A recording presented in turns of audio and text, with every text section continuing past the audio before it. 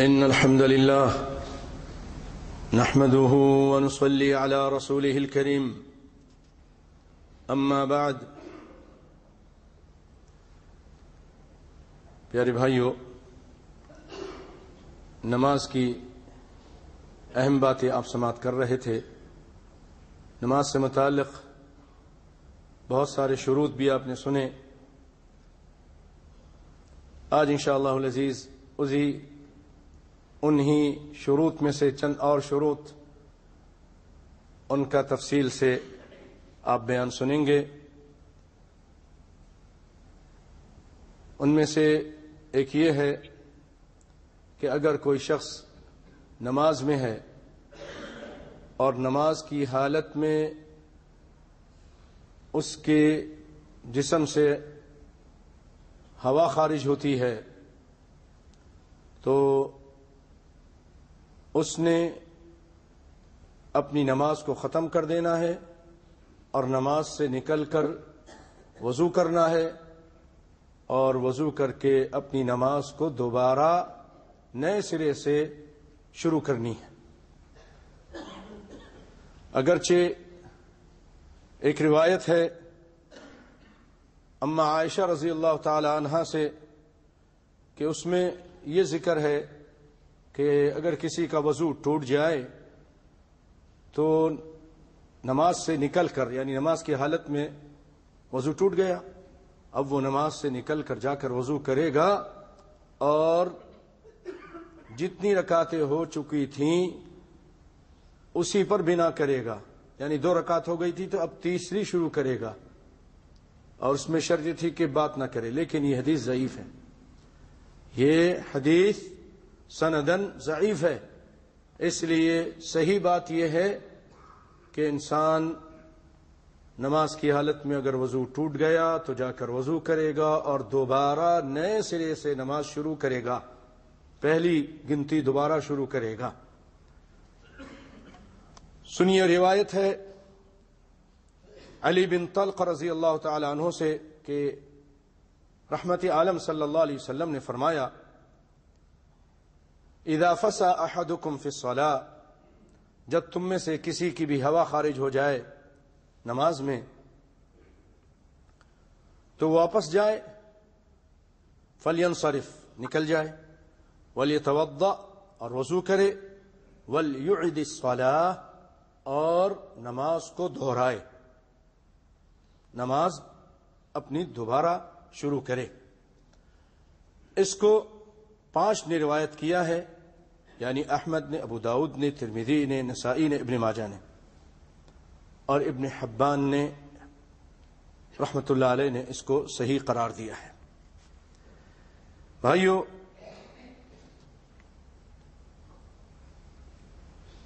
ہوا سے متعلق ایک بات یہ بھی ذہن میں رہے، ریح سے متعلق، کہ اگر انسان کو اشکال ہوتا ہے، سمجھ میں نہیں آیا، پیٹ میں کچھ گڑبڑ ہے، ہوا نکلی ہے کہ نہیں نکلی ہے،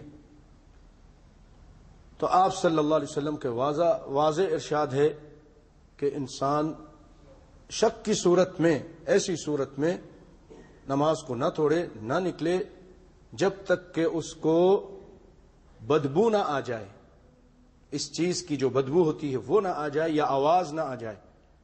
جسم سے ہوا خارج ہوتی ہے، ایک آواز نکلتی ہے، اور کبھی آواز نہیں نکلتی تو بدبو آتی ہے، یہ 2 چیزوں میں سے کوئی ایک چیز اس کو آ جائے تو نماز کو توڑ دے، ورنہ صرف شک کی وجہ سے نماز کو توڑے، یہ صحیح نہیں، کیونکہ شیطان ہمارا دشمن ہے اور وہ آ کر نماز کی حالت میں ہم سے کھیل کرتا ہے اور آ کر وسوسے ڈالتا ہے کہ تمہاری ہوا نکل گئی ہے، وہ جا کر انسان کے خاص جگہ پہ پھونک بھی مارتا ہے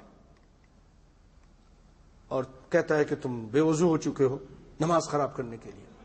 تو آپ اعوذ باللہ من الشیطان الرجیم پڑھیں اور اپنی نماز جاری رکھیں یہاں تک کہ آواز سن لے یا پھر بدبو آ جائے۔ بھائیو، نماز میں مرد اور عورت کے کپڑا، یاد رکھیے، نماز کی حالت میں مرد ہو یا عورت مناسب کپڑے ہونے چاہیے، سطر چھپا ہونا چاہیے، ایسے لباس جو بہت زیادہ ٹائٹ ہیں، جو مردوں کے لیے بھی مناسب نہیں ہے، تو عورتوں کے لیے کیسے مناسب ہو سکتے ہیں؟ عام زندگی میں بھی مرد اگر وہ ٹائٹ لباس پہن لے تو مردوں کے درمیان بھی وہ ایک مذاق بن جاتا ہے، اس کے سطر صحیح معنوں میں اس کی وضاحت نظر آتی ہے، اور ایک اچھے انسان کو وہ چیز پسند نہیں آتی، چاہے کہ مسلمان ہو۔ اور پھر کوئی عورت اس طرح کے لباس پہنے، بہت ٹائٹ ہے، انگ انگ اس سے وضاحت اس کا چھلک رہا ہے یا جھلک رہا ہے، تو اچھا لباس پہن کر نماز پڑھنا چاہیے، اچھے لباس کا اہتمام کرنا چاہیے۔ آئیے نبی کائنات صلی اللہ علیہ وسلم لباس سے متعلق کیا فرماتے ہیں وہ بھی سنیے۔ آپ فرماتے ہیں لا يقبل اللہ صلاة حائض الا بخمار، کہ حیض والی عورت یعنی جو بالغ ہو چکی ہے عورت، اللہ تعالیٰ اس کی نماز دوپٹے کے بغیر قبول نہیں کرتا۔ بالغہ عورت کی نماز دوپٹے کے بغیر قبول نہیں فرماتا۔ اس کو پانچوں نے روایت کیا ہے، تو اس سے ثابت ہوا کہ نماز میں بالغ نوجوان عورت کا سارا جسم چھپا ہونا چاہیے، یہاں تک کہ سر بھی، بال بھی اس کے، صرف منہ کھلا ہوگا، صرف منہ کھلا ہوگا اور ہاتھ کھلے ہوں گے۔ اور اگر مرد ہے تو اس کے بارے میں آپ صلی اللہ علیہ وسلم جو ارشاد فرماتے ہیں وہ بھی سنیے۔ سیدنا جابر رضی اللہ تعالیٰ عنہ فرماتے ہیں کہ آپ نے مجھے فرمایا ان کان الثوب واسعا فلتحف به، یعنی اگر تمہارے پاس وسیع کپڑا ہے تو اپنے جسم پہ لپیٹ لو۔ اور مسلم میں روایت اس طرح ہے کہ کان الثوب واسعا فلتحف به، ولمسلم فخالف بین طرفیہ، اور مسلم میں اس طرح ہے کہ اس چادر کے ایک ٹکڑا ادھر ڈال دو، ایک ادھر ڈال دو، دونوں طرف ڈال لو۔ اور اگر کپڑا تنگ ہے، کم ہے، چھوٹا ہے تو اسے تہمت کی صورت میں باندھ لو۔ اتنا کپڑا نہیں ہے کہ اپنے اوپر پہن سکے، صرف لنگی باندھ سکتا ہے، تہمت ہی باندھ سکتا ہے تو تہمت باندھ لے، اور اگر اتنا زیادہ ہے کہ تہمت بھی باندھ سکتا ہے، سطر بھی پوشیدہ اور اوپر جسم بھی، تو پھر اپنے جسم کو بھی، اپنے سطر کو بھی اور اپنے اوپر والے جسم کو بھی ڈھانپ لے اور اس میں نماز پڑھے۔ اور اگر کپڑا کم ہے، صرف تہمت ہے، تو کوشش یہ کرے کہ تھوڑا سا اور کپڑا ہے تو اپنے کندھے کو ڈھانپ لے، جیسا کہ کائنات کے امام صلی اللہ علیہ وسلم ہماری رہنمائی کرتے ہوئے فرماتے ہیں کہ لا يصلي احدكم في الثوب الواحد ليس على عاتقه منه شيء، تم میں سے کوئی شخص ایک کپڑے میں نماز نہ پڑھے جب تک کہ اس کپڑے کا کوئی حصہ اس کے کندھوں پر نہ ہو۔ تو اپنے یہ کندھے چھپے ہونے چاہیے نماز کی صورت میں، زیادہ نہیں ہے کپڑا، شرمگاہ چھپا لی اور یہ، اور اگر نہیں ہے بس اتنا ہی ہے کہ اپنی شرمگاہ ہی چھپا سکتا ہے، لنگی باندھ سکتا ہے، اس کے علاوہ اور اس کے پاس ہے ہی نہیں، تو کھلا رہنے دیں، کوئی مشکل نہیں، کوئی مشکل نہیں۔ اور اللہ نہ کرے، اللہ نہ کرے، جیسے بعض حضرات کچھ ایسی عقوبت خانے میں ہوتے ہیں، جیلوں میں ہوتے ہیں، اور وہ ظالم کچھ کپڑے بھی نہیں دیتے وہاں کے، اور اس کو نماز ہے، تو اب پھر مجبوری کی صورت میں جیسی حالت میں ہے، اگر پانی مل گیا تو وضو کر لے، نہیں مل گیا تو تیمم کر لے دیوار پہ ہاتھ مار کے، اور پھر اسی حالت میں نماز پڑھ لے۔ لا یکلف اللہ نفسا الا وسعہا، اللہ تعالیٰ کسی کو اس کی طاقت سے زیادہ تکلیف نہیں دیتا۔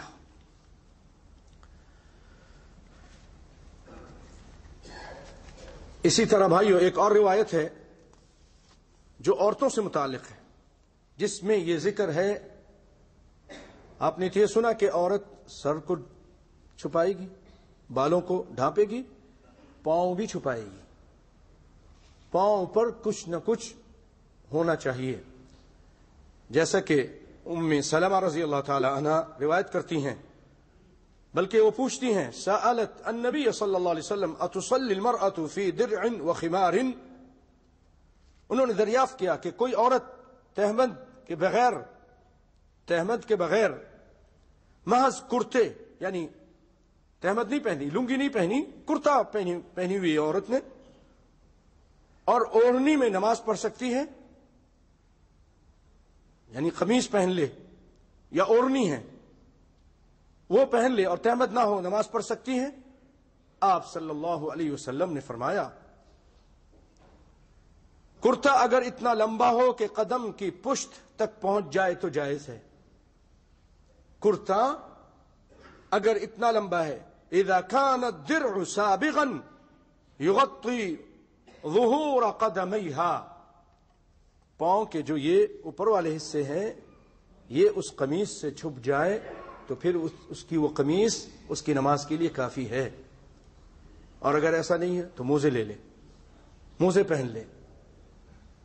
بہت ساری ہماری خواتین اس مسئلے سے ناواقف ہونے کی بنا پر شلوار ہی پہن کر نماز پڑھتی ہیں، لیکن ان کے پاؤں کھلے ہوتے ہیں، پاؤں کو نماز کی حالت میں یا تو قمیص سے چھپانی ہے یا پھر کسی چیز سے اس کو چھپانی ہے، شلوار سے یا موزوں سے، کسی چیز سے بھی۔ اس سے ہمیں پتہ چلا کہ عورت کا سارا جسم نماز کی حالت میں چھپنا چاہیے، ایک لمبے چوڑے کرتے اور ایک سربند یعنی دوپٹہ کے ساتھ بھی نماز پڑھ سکتی ہے، بشرطے کہ کرتا اتنا دراز ہو کہ پاؤں کی بالائی سطح بھی چھپ جائے۔ اس سے یہ بھی معلوم ہوا کہ عورت کو اپنے پاؤں چھپانے ضروری ہیں، گویا پاؤں کا ڈھانپنا بھی عورت کے لیے شرط ہے۔ اس حدیث کی روشنی میں بعض علماء نے عورت کے پاؤں کو بھی سطر میں شمار کیا ہے، اگرچہ بعض علماء نے اس حدیث کو موقوف قرار دیا ہے، مگر امام حاکم رحمۃ اللہ علیہ نے اس کا مرفوع ہونا بخاری کی شرط کے مطابق کہا ہے کہ اس کا یہ مرفوع ہے اور بخاری کے شرط کے مطابق ہے۔ بھائیو اسی طرح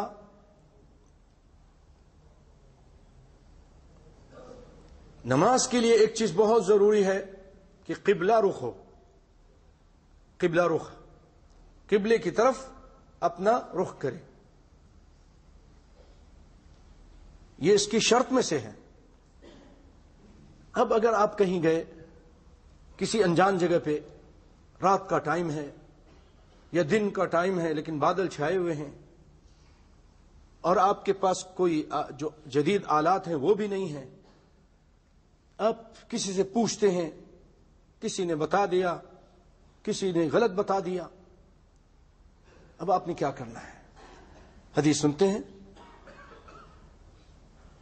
سیدنا عامر بن ربیعہ رضی اللہ تعالی عنہ روایت کرتے ہیں، قال كنا مع النبی صلی اللہ علیہ وسلم فی لیلۃ مظلمہ، ہم نبی کائنات صلی اللہ علیہ وسلم کے ساتھ ایک ایسی رات میں آپ کے ساتھ تھے جب بہت اندھیری رات تھی، فاشکلت علینا القبلہ، رات تھی اتنی اندھیری کہ ہمیں نہیں پتہ چل رہا تھا کہ قبلہ کدھر ہے، فصلینا، ہم نے تھوڑی کوشش کر کے اپنا اندازہ کر کے، کوشش ضرور کرنی چاہیے، اندازہ کرنا چاہیے، کسی سے پوچھے، اپنی جو انسانی اس کی طاقت کے اندر ہے اس کے مطابق کوشش کرے، اس کے بعد نماز پڑھ لیں۔ فلما طلعت الشمس، اب جب صبح سورج نکلا، اذا نحن صلینا الى غیر القبلۃ، پتہ چلا کہ ہم نے تو قبلے کے رخ ہی نہیں کیا، ہم نے تو کہیں اور نماز پڑھی، کسی اور رخ پر نماز پڑھی، قبلے کے علاوہ کہیں اور رخ کر کے نماز پڑھی۔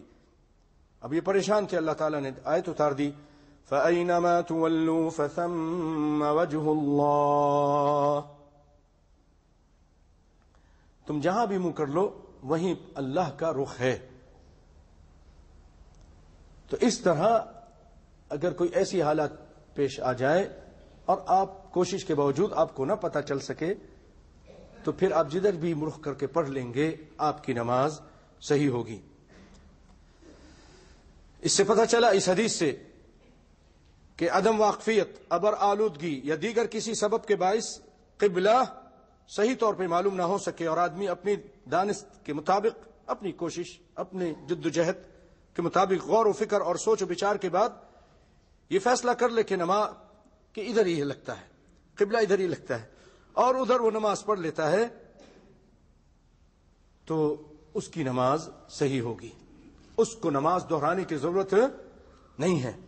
بعد میں اب جیسے صبح ہوئی یا کوئی آدمی ٹیلی فون لے آیا، اس کے اندر قبلے کے وہ آلہ ہے، یا کوئی اور محلے کا آدمی آ گیا وہاں پر اور اس نے آ کے بتایا بھائی آپ نماز کے بعد، اب نماز دہرانے کی ضرورت نہیں ہے، اعادہ کی ضرورت نہیں ہے۔ اور اس کی تائید سیدنا معاذ بن جبل رضی اللہ تعالی عنہ کی حدیث سے بھی ہوتی ہے، جس میں انہوں نے یہی بتایا ہے کہ اگر کوئی شخص کسی اور رخ پر نامعلوم ہونے کی وجہ سے نماز پڑھ لے تو اس کی نماز صحیح ہے۔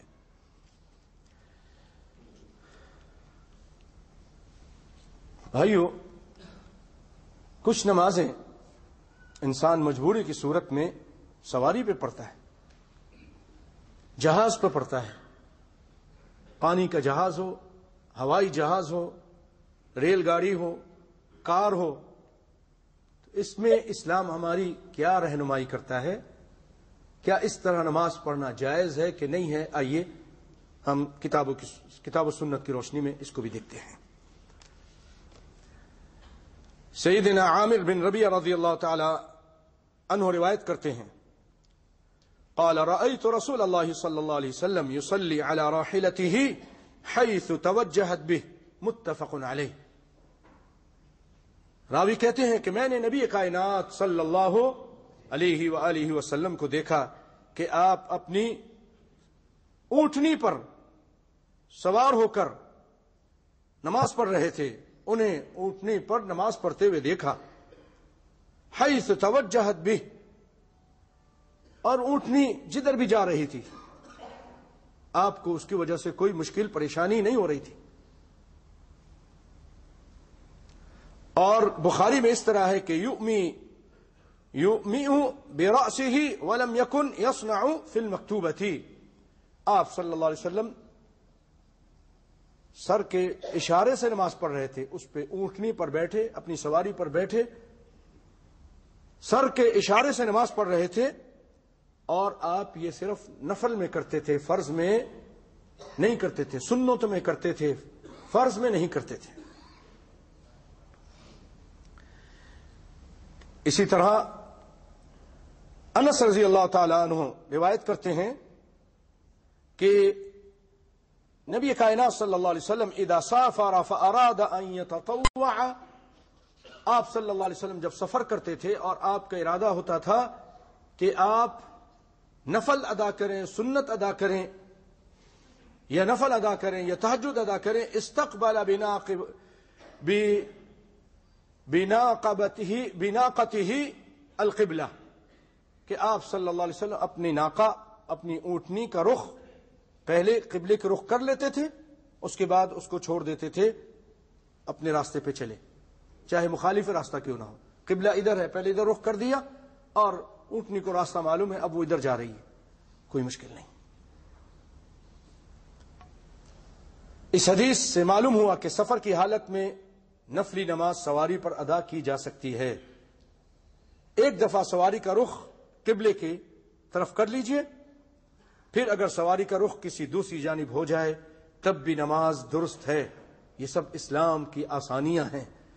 اسی طرح دور حاضر میں ریل گاڑی، ہوائی جہاز اور بحری جہاز پر نماز پڑھنا جائز ہے۔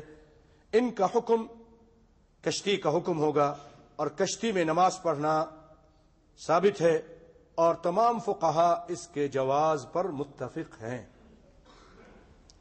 پیارے بھائیو، آج کل علم کی کمی کی وجہ سے یہ بھی دیکھنے میں آتا ہے کہ بعض لوگ بہت زیادہ اہتمام کرتے ہیں کہ وہ نماز زمین پر ہی پڑھیں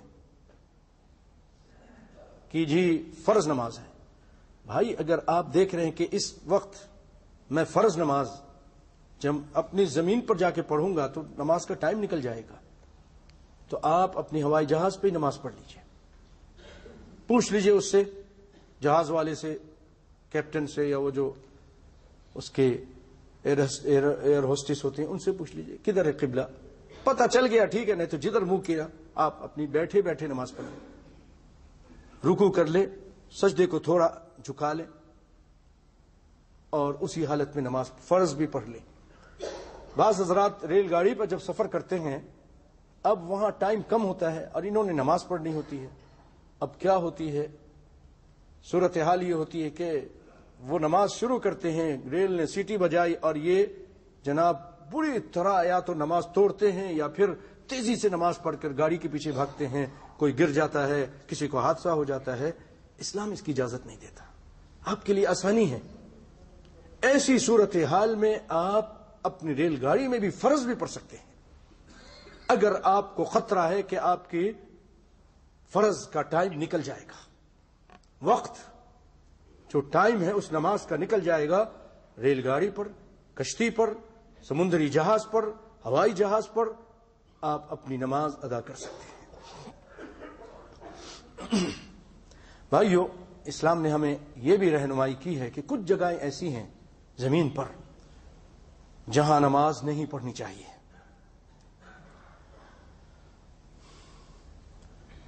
نبی کائنات صلی اللہ علیہ وسلم فرماتے ہیں الارض كلها مسجد الا المقبرة والحمام،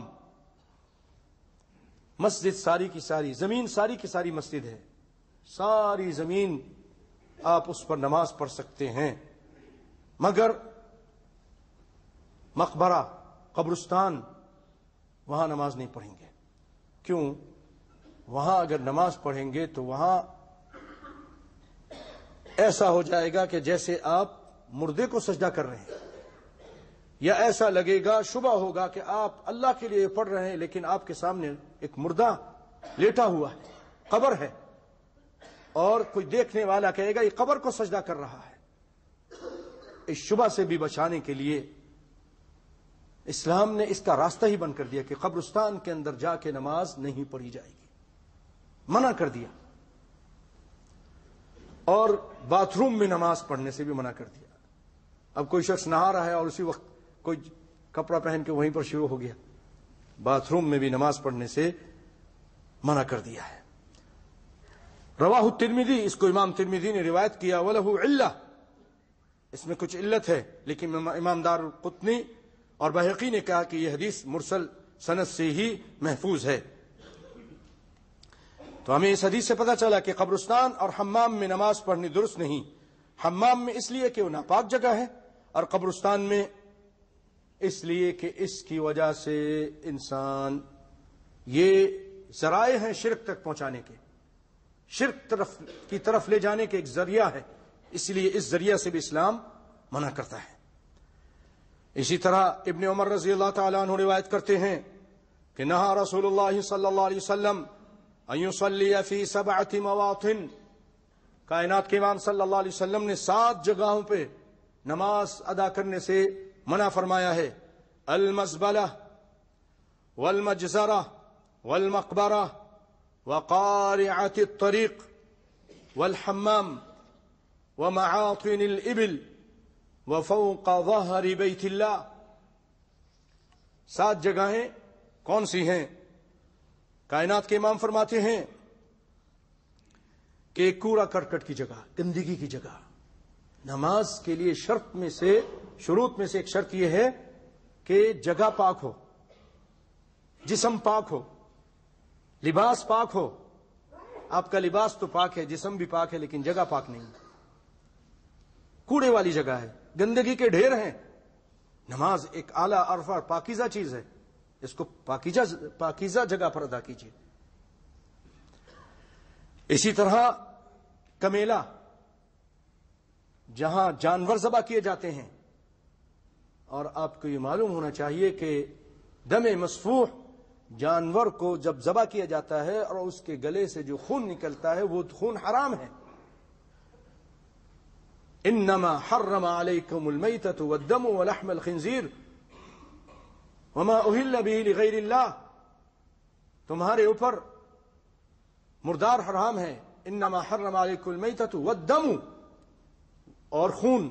اور دوسری آیت میں ہے کہ وہ خون دم مسفوح جو ذبح کرتے ہوئے خون نکلتا ہے. تو ایسی جگہ جو حرام چیز جہاں پر گرتی ہے، اور اس کے علاوہ جانور کی غلاظتیں بھی ہوتی ہیں، اور کبھی کبھی وہاں صفائی نہ ہو، تعفن بھی، اس جگہ پر نماز اسلام دیکھیے کتنی پاکی صفائی کا خیال رکھتا ہے. عبادت ہے، پاکیزی جگہ پر، پاکیزہ جگہ پر اس کو ادا کرو، پاک اور صاف اور طیب. والمقبرہ، قبرستان میں نماز پڑھنے سے منع کر دیا. وقارعۃ الطریق، اور جو لوگوں کے چلنے کی جگہ ہے، راستہ ہے، شارع عام، وہاں بھی نماز نہیں پڑھے. آج ایک المیہ ہے ہمارے مسلمانوں کے ساتھ اس جمہوریت کی وجہ سے. کوئی بھی اسلامی جماعت اس کا خیال نہیں رکھتی الا من رحم ربی. اپنی کسی مطالبہ کو منوانے کے لیے اپنے حمایتیوں کو لے کر روڈ پر آ جاتے ہیں، اور پھر نماز کا ٹائم ہوتا ہے تو انہی کے جو سربراہ ہوتے ہیں، رہبر و رہنما ہوتے ہیں، کوئی بہت بڑے عالم ہوتے ہیں، نبی کی حدیث کی مخالفت کر کے اسی روڈ پر مائک لگا کر مصلی بچھا کر نماز شروع کر دیتے ہیں. ایمبولینسیں چیخ رہی ہیں، لوگوں کو اپنے کام پہ جانا ہے بلا سے، بچہ روڈ پہ پیدا ہو رہا ہے، کوئی مر رہا ہے، کوئی جی رہا ہے، اس مولوی صاحب کو کوئی پرواہ نہیں ہے. نبی کائنات صلی اللہ علیہ وسلم نے روڈ پر لوگوں کی چلنے کی جگہ پر نماز پڑھنے سے منع کر دیا. شارع عام ہے، آنے جانے والوں کو تکلیف ہوتی ہے، لوگوں کی حاجات رک جاتے ہیں. کسی نے ایئرپورٹ جانا ہے، کسی نے ریلوے اسٹیشن جانا ہے، کوئی اہم کام کرنا ہے، لیکن وہ ان مولوی صاحبوں کی، ان رہبر اور رہنما سیاستدانوں کی وجہ سے جو نبی کا مخالفت کر کے روڈ پر نماز پڑھتے ہیں، وہ لوگوں کے کام رک جاتے ہیں. اللہ تعالیٰ سب کو ہدایت عطا فرمائے. غلط طریقہ ہے، غلط انداز ہے.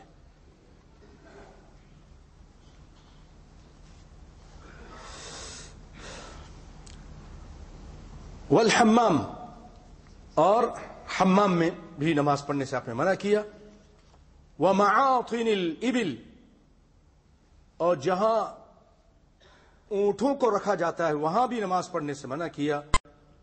وفوق ظہر بیت اللہ، اور بیت اللہ کے اوپر کوئی چھت پہ چڑھ کے نماز پڑھے وہاں بھی نماز پڑھنے سے منع کیا ہے. 7 جگہیں،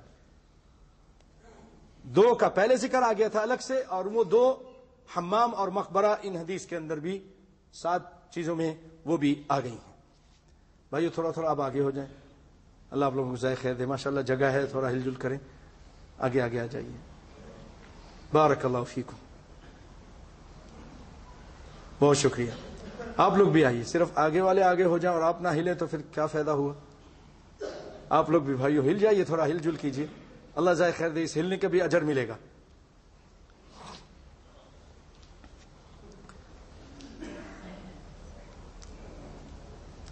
اس حدیث سے ہمیں پتہ چلا کہ روئے زمین کو، ساری زمین کو نبی کائنات نے اللہ کے حکم سے مسجد قرار دیا، لیکن اس کے باوجود چند جگہیں ہیں جہاں نماز پڑھنا شرعاً ممنوع ہے. کوڑا کرکٹ کی جگہ کیونکہ ناپاک ہے، اور کمیلا، اسی طرح شارع عام، اور کعبہ کی چھت. ان جگہوں پر کعبہ کے جو چھت ہے وہاں نماز کیوں منع کیا؟ دیکھیے نماز کے لیے قبلہ رخ ہونا شرط ہے. اب جب کوئی شخص کعبہ کے اوپر چڑھ جائے گا تو قبلہ اس کا کدھر ہوگا؟ اسی لیے آپ صلی اللہ علیہ وسلم نے کعبے کے اوپر چڑھ کے نماز پڑھنے سے منع کر دیا۔ ہاں البتہ کعبے سے اب جیسے اوپر بلڈنگیں بن گئی ہیں تو رخ کیونکہ اسی کعبے کی طرف ہو رہا ہے وہ اوپر تک، تو اس لیے وہ تو جائز ہے، لیکن اس کے اوپر کھڑے ہو کر اس کی چھت پر آ کر بیت اللہ کی نماز پڑھے، اس سے آپ صلی اللہ علیہ وسلم نے منع کیا۔ اونٹ ان کے جو باڑے ہیں وہاں پر نماز پڑھنے سے کیوں منع کیا ہے؟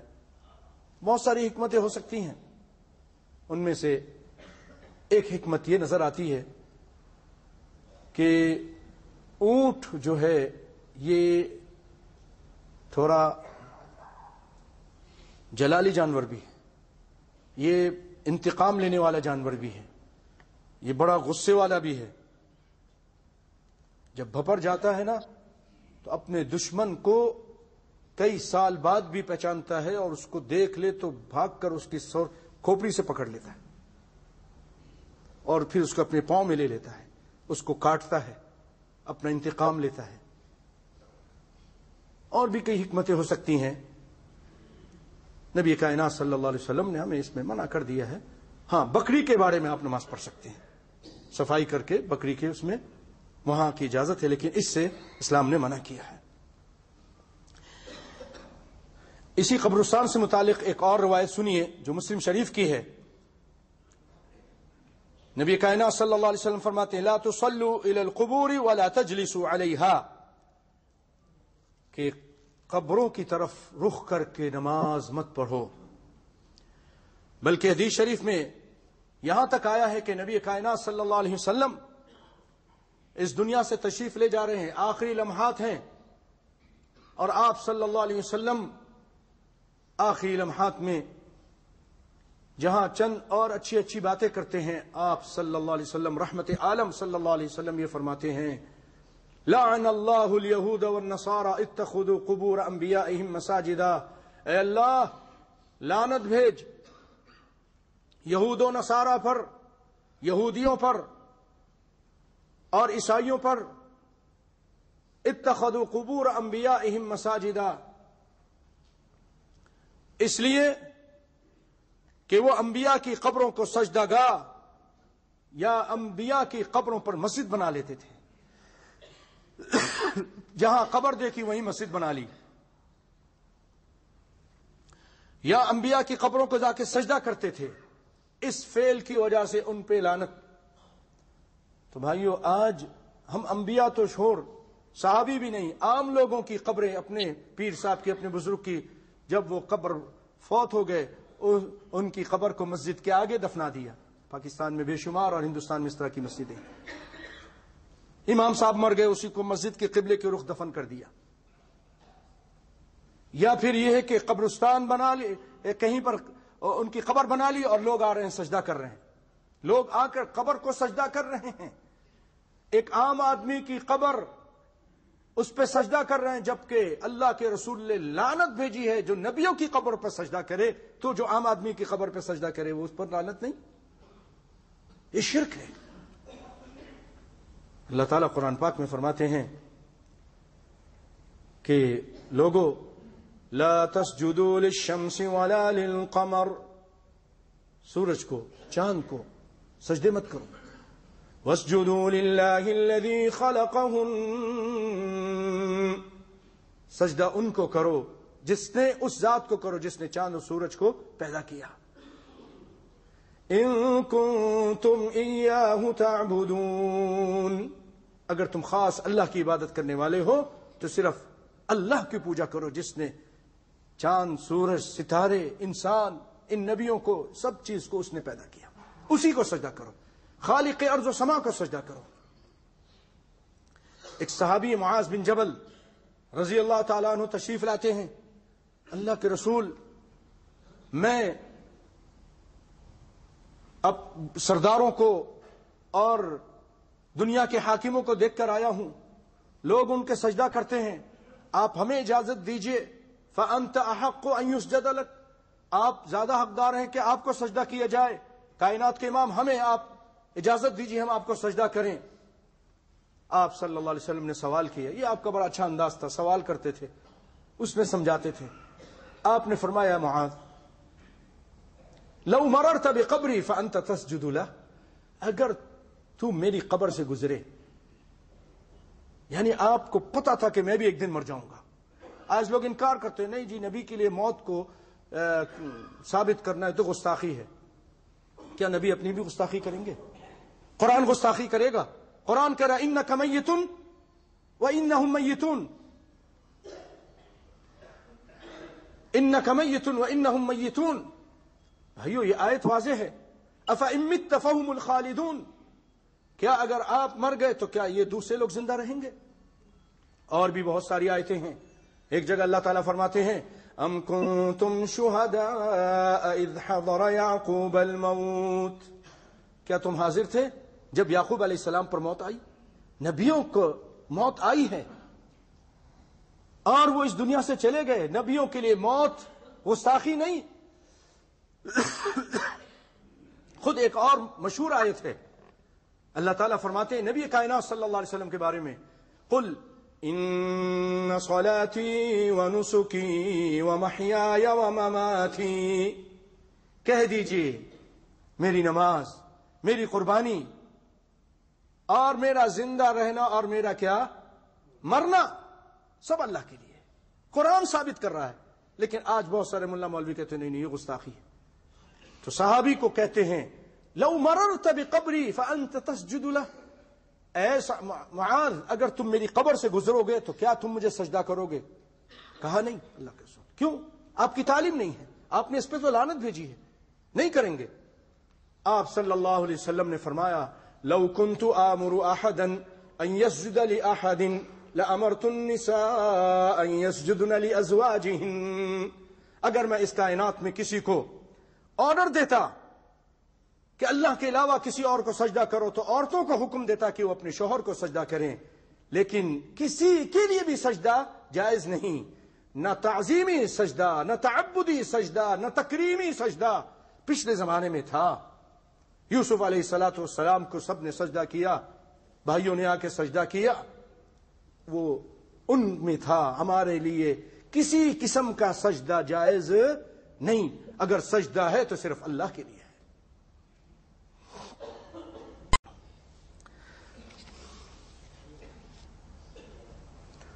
اور بھائیو چند اور باتیں تھیں, لیکن کیونکہ ٹائم اب تقریباً ہو چکا ہے اسی لیے میں اسی پر اکتفا کرتا ہوں اور اللہ تعالیٰ سے دعا کرتا ہوں کہ اللہ تعالیٰ مجھے اور آپ کو شرک اور بدعت اور دیگر برائیوں سے اور گناہوں سے بچا کے رکھے. نبی کائنات صلی اللہ علیہ وسلم کی اطاعت کرنے کی توفیق عطا فرمائے. نماز کو نبی کائنات کے طریقے کے مطابق پڑھنے کی توفیق عطا فرمائے. اے اللہ دین کی صحیح سمجھ عطا فرما. اے رب العالمین اپنے پیارے پیغمبر محمد مصطفیٰ صلی اللہ علیہ وسلم پر اپنا اعلیٰ اور عرفہ درود اور سلام نازل فرما. اللہ تعالیٰ خود فرماتے ہیں ان اللہ وملائکتہ یصلون علی النبی یا ایھا الذین آمنوا صلوا علیہ وسلموا تسلیما. اور ایک روایت میں یہاں تک ہے من صلی علیہ صلاۃ واحدۃ صلی اللہ بہا عشرا, جو مجھ پر ایک مرتبہ درود بھیجتا ہے اللہ تعالیٰ 10 درود بھیجتے ہیں. اللہ اکبر. اور بھائیوں علماء یہاں تک کہتے ہیں کہ اگر کوئی شخص بہت کثرت سے درود پڑھتا ہے اللہ تعالیٰ اس قدر خوش ہوتے ہیں کہ اس کے ہم اور غم بھی دور کر دیتے ہیں, اس کی پریشانیاں دور کر دیتے ہیں. اسی لیے کثرت کے ساتھ نبی کائنات صلی اللہ علیہ وسلم پہ درود پڑھنے کی عادت ڈالیے. اور سب سے اچھا درود وہی درود ہے جو آپ نماز میں پڑھتے ہیں, اللہم صلی علی محمد وعلی آل محمد اللہم بارک علی محمد, آخر تک. یعنی میں مختصر صرف بتایا ہے. اللهم صل على محمد وعلى آل محمد كما صليت على إبراهيم وعلى آل إبراهيم إنك حميد مجيد. اللهم بارك على محمد وعلى آل محمد كما باركت على إبراهيم وعلى آل إبراهيم إنك حميد مجيد. اللهم صل وسلم وزد وبارك على عبدك ونبيك وخليلك محمد وعلى آله وأزواجه وذريته. وارض اللهم عن الخلفاء الراشدين المهديين أبي بكر وعمر وعثمان وعلي ساداتنا في الدين, وعن سائر أصحاب نبيك أجمعين والتابعين ومن تبعهم بإحسان إلى يوم الدين, وعنا معهم بعفوك وجودك وكرمك يا أكرم الأكرمين ويا أرحم الراحمين. اللهم أعز الإسلام والمسلمين وأذل الشرك والمشركين. اللهم دمر أعداء الدين واجعل هذا البلد آمنا مطمئنا سخاء رخاء وسائر بلاد المسلمين. اللهم وفق مليكنا وولاة أمورنا إلى ما تحب وترضى. اللهم وفقهم بتوفيقك واجعل عملهم في رضاك واحفظهم بحفظك يا رب العالمين. اللهم انصر كتابك ودينك وسنة نبيك وعبادك الموحدين. اللهم من أراد بنا وللإسلام والمسلمين كيدا فاجعل كيده في نحره وأشغله في نفسه واجعل تدبيره دماره يا قوي يا عزيز يا ملك يا ديان. اللهم اغفر للمؤمنين والمؤمنات والمسلمين والمسلمات الأحياء منهم والأموات إنك سميع قريب مجيب الدعوات. اللهم اخفنا شر أعدائك وأعدائنا بما شئت. اللهم اخفنا شر أعدائك وأعدائنا بما شئت. ربنا هب لنا من أزواجنا وذرياتنا قرة أعين واجعلنا للمتقين إماما. ربنا آتنا في الدنيا حسنة وفي الآخرة حسنة وقنا عذاب النار. عباد الله، إن الله يأمر بالعدل والإحسان وإيتاء ذي القربى وينهى عن الفحشاء والمنكر والبغي يعظكم لعلكم تذكرون. اذكروا الله يذكركم ولذكر الله أكبر وقوموا إلى الصلاة.